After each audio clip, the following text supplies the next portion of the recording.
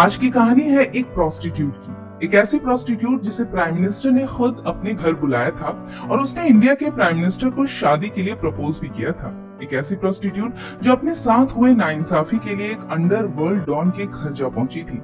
एक ऐसी प्रोस्टिट्यूट जिसकी तस्वीर आपको आज भी कमाथीपुरा के हर एक तवायफ के कोठी में मिलेगी। तो आखिर कौन है ये और किसकी है ये कहानी, जो है वेरी इंटरेस्टिंग।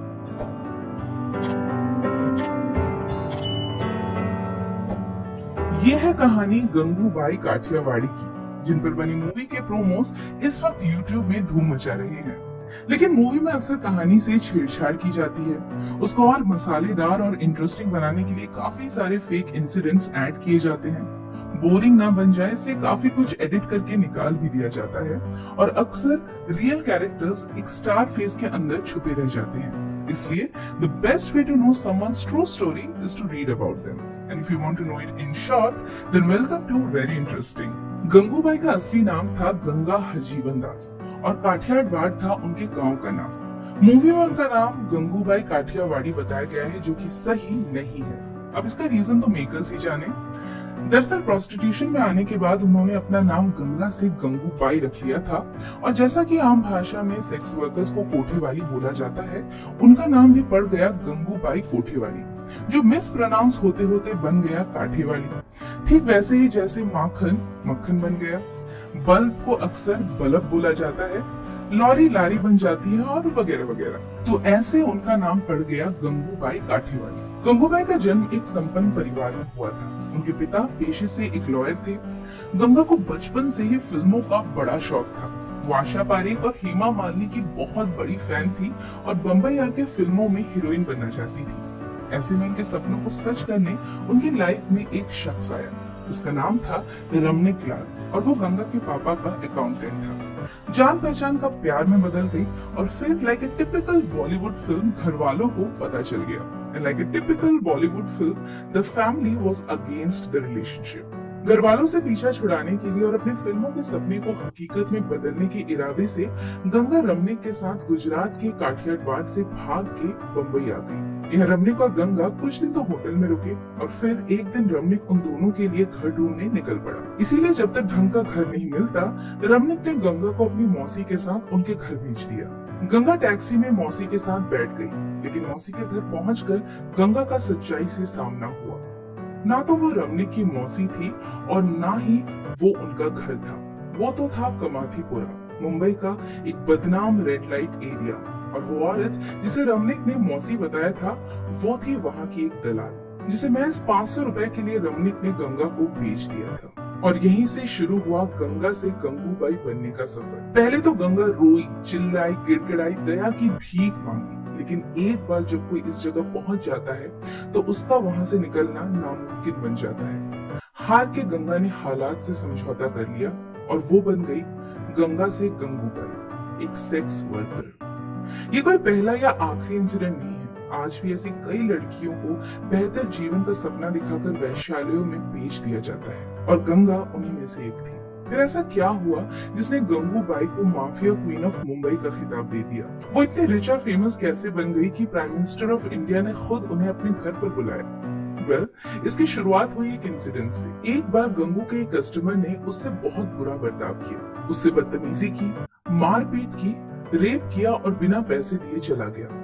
कुछ दिनों बाद वो फिर से आया और इस बार उसने इतनी दरिंदगी की कि गंगू को हॉस्पिटल में एडमिट होना पड़ा। इस इंसिडेंट के बाद गंगू को पता चला कि उसका नाम शौकत है और वो मशहूर अंडरवर्ल्ड डॉन करीम लाला के लिए काम करता है। गंगू की ये बेमिसाल हिम्मत ही थी जो वो सीधे करीम लाला से उसके गुर्गे की शिकायत करने चली गई। लाला को गंगू ने अपनी आप बीती सुनाई। सुनकर करीम लाला को बहुत गुस्सा आया। उसने गंगू से वादा किया कि आज के बाद उसे डरने की कोई जरूरत नहीं है। अगली बार जब शौकत उसके यहाँ आए तो बस उस तक खबर पहुंचा दी, बाकी वो संभाल लेगा।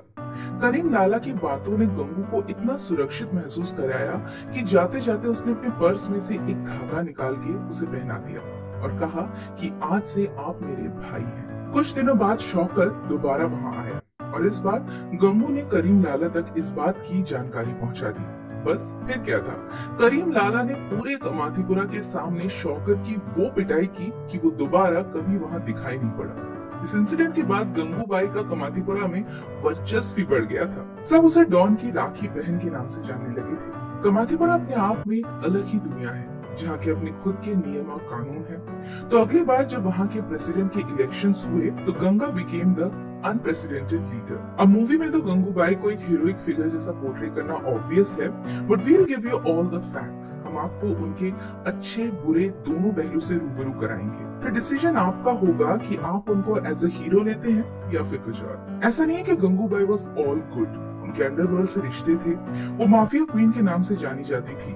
One of the richest prostitute थी और शायद उस जमाने की इकलौती प्रोस्टिट्यूट जिसके पास बेंटली कार थी। She had over 150 sex workers working under her और इन 150 सेक्स वर्कर्स की कमाई का 40% कमीशन वो अपने पास रख लेती थी। तो फिर ऐसी क्या बात थी जो उनको दूसरी प्रोस्टिट्यूट से अलग बनाती है? और आज भी कमातीपुरा में हर ब्रॉथल में उनकी फोटो को लोग पूछते हैं। Here is the answer. भले ही गंगूबाई सेक्स वर्क का काम करती थी, पर उन्होंने इसे काफी प्रोफेशनली मेंटेन कर रखा था। उनके साथ जो बीता वो किसी और के साथ ना हो, इसीलिए she used to make sure कि कोई भी सेक्स वर्कर बिना अपनी मर्जी के उनके यहाँ काम ना कर रही हो। अगर उनको कोई ऐसा मिलता जिसे वहाँ बहला के या फुसला के लाया गया हो, तो ऐसी लड़कियों को वो वापस उनके घर भेज दिया करती थी। वो अपने हर एक सेक्स वर्कर का ख्याल रखती थी, उनको दिवाली पर नई साड़ी देती थी, उनके सभी मेडिकल ट्रीटमेंट का खर्चा उठाती थी और उम्र दराज सेक्स वर्कर्स को पेंशन भी दिया करती थी। शायद इसीलिए वहाँ के हर एक सेक्स वर्कर उनको इतना मान और सम्मान देते थे। गंगूबाई कई एनजीओ के साथ भी जुड़ी थी जो सेक्स वर्कर्स के बेहतर जीवन और हक के लिए काम किया करते थे। तो आखिर क्या हुआ कि गंगूबाई को देश के प्रधानमंत्री ने अपने घर बुलाया और गंगूबाई ने उन्हें शादी के लिए प्रपोज किया। बीच में एक ऐसा समय आया था जब सरकार कमातीपुरा से सेक्स वर्कर्स को हमेशा के लिए हटाने पर विचार करने लगी थी। ऐसे में गंगूबाई ने सेक्स वर्कर्स की आजीविका के एकमात्र स्रोत को बचाने के लिए काफी प्रयास किए और वो अपनी मुहिम में सफल भी रही। गंगूबाई का मानना था कि सेक्स वर्कर्स को कोई अपने यहाँ नौकरी पर नहीं रखेगा, जो रखेगा भी वो उनका गलत फायदा उठाने की कोशिश करेगा। सेक्स वर्कर्स से कोई शादी करके ना घर बसाने की सोचता है और ना ही उसे अपने घर पर काम पर रखने की। ऐसे में अगर उनसे उनका काम भी छीन लिया जाए तो उनके पास जिंदगी जीने का कोई साधन ही नहीं बचेगा। गंगूबाई ने एक और बहुत अहम पॉइंट रेज किया, वो ये कि अगर कमातीपुरा जैसे रेड लाइट एरियाज को बंद कर दिया जाए तो शहर में सेक्सुअल असॉल्ट्स की घटनाएं कई गुना ज्यादा बढ़ जाएंगी, क्योंकि हवस के भेड़िए जब तवाइफ के पास नहीं जा सकेंगे तो सड़क चलती औरतों को निशाना बनाएंगे। जरा गौर करके देखें तो उनकी इस बात में बहुत दम है। That's why जब गंगूबाई के ब्रॉथल्स बंद करने के अगेंस्ट विरोध की खबर भारत के तत्कालीन प्रधानमंत्री पंडित जवाहरलाल नेहरू तक पहुंची तो उन्होंने गंगू को अपने घर बुलाया और उनसे सेक्स वर्क बंद न करने के पीछे की वजह जाननी चाहिए। हालांकि इस मीटिंग का कहीं ऑफिशियल मेंशन कभी भी नहीं हुआ, पर गंगूबाई की इस इन्फ्लुएंशियल पर्सनालिटी से पंडित नेहरू काफी प्रभावित हुए। फिर ऐसा क्या हुआ इस मीटिंग में जो गंगूबाई ने पंडित नेहरू को ही प्रपोज कर डाला? हुआ कुछ यूं कि पंडित नेहरू ने गंगूबाई से पूछा कि वो इस जिल्लत भरी बदनाम जिंदगी को छोड़कर एक नई शुरुआत क्यों नहीं करती। वो सुंदर है, पढ़ी लिखी है, किसी अच्छे आदमी से शादी करके एक नई जिंदगी की शुरुआत करे और दूसरों को भी करने दे। उनकी इस बात को सुनकर गंगू हंस पड़ी और पंडित नेहरू से बोली, चलिए अगर ऐसा ही है तो आप खुद ही क्यों मुझसे शादी नहीं कर लेते? बताइए, क्या आप मुझसे शादी करेंगे? गंगू की इस बात पर पंडित नेहरू नाराज होने लगे तो गंगूबाई ने उनसे माफी मांगते हुए कहा कि प्रधानमंत्री जी, मेरा इरादा आपको नाराज करने का बिल्कुल नहीं था। ये कहना बहुत आसान है कि शादी करके घर बसा लो, लेकिन सच्चाई तो यही है कि हम जैसे सेक्स वर्कर से कोई भी भला मानुस कभी शादी नहीं करना चाहेगा। मैं तो बस अपना पॉइंट साबित करना चाहती थी और आपकी नाराजगी से ये साबित भी हो गया। पंडित नेहरू समझ गए कि गंगू की बातों में सच्चाई है, वो सच्चाई जो सिर्फ उन बदनाम गलियों में रहने वाले ही जान सकते हैं। तब वो दिन था और आज का दिन।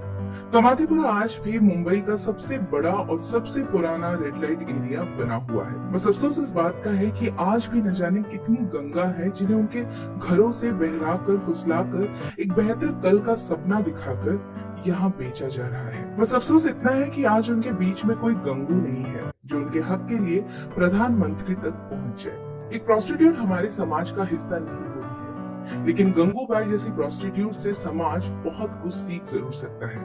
अपने और दूसरों के हक के लिए लड़ना, बिना डरे, बेखौफ, फिर चाहे उसके लिए किसी डॉन से शिकायत करनी पड़े या किसी प्रधानमंत्री से।